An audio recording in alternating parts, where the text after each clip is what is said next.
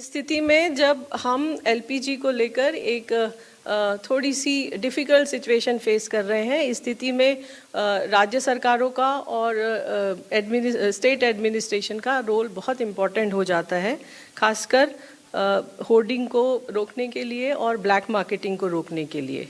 इस संदर्भ में मैं बताना चाहूँगी कि राज्य सरकारों के लेवल पर कई सारी मीटिंग्स हो रही हैं और लगभग सभी स्टेट्स के अंदर कंट्रोल रूम्स सिचुएशन को मॉनिटर करने के लिए एस्टैब्लिश किए जा चुके हैं। रेड्स भी कंडक्ट हो रही हैं। मल्टीपल स्टेट्स में हमें इंफॉर्मेशन मिली है कि रेड्स कंडक्ट हो रही हैं, जैसे यूपी, हरियाणा, आंध्र प्रदेश, मध्य प्रदेश, आसाम, मिज़ोरम एट्सेट्रा।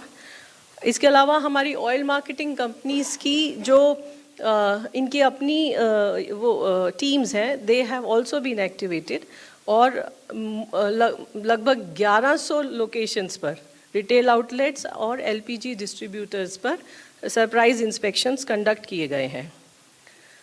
एक जो नया डेवलपमेंट हुआ है, भारत सरकार ने 14 तारीख को एक ऑर्डर इशू किया है और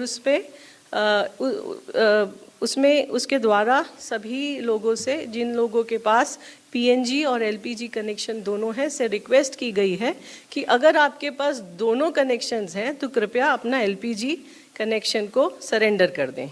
So these are the important development other than what we have been discussing over the last few days. Advisory के बारे में मेरा आप लोगों के माध्यम से I will repeat what I have already said कि ऑनलाइन बुकिंग करें। आपकी डिलीवरी सिलेंडर की डिलीवरी घर पर होगी, डोर डिलीवरी होगी, इसलिए डिस्ट्रीब्यूटर्स के पास जाने की आवश्यकता नहीं है और अपनी ऑयल मार्केटिंग कंपनीज पर विश्वास रखें।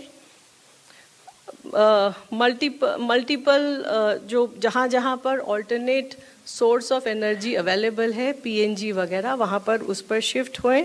सो दीज आर द अफवाहों से बचें और पैनिक बुकिंग से भी बचें।